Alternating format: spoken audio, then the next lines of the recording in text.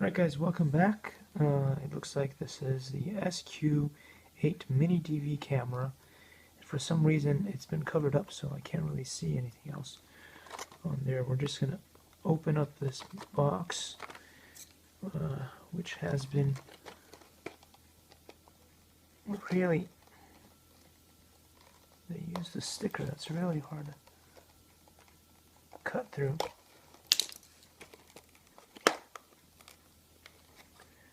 Oh boy, they don't really want you to keep the box in it. Okay.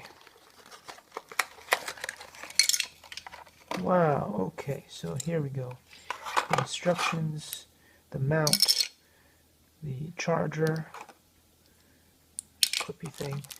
This thing is, wow, this thing is absolutely small, but it is very heavy. It is fully encased in what feels to be like metal. So we'll see how that turns out.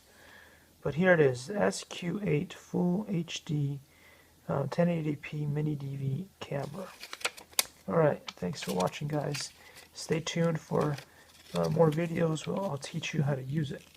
Thanks.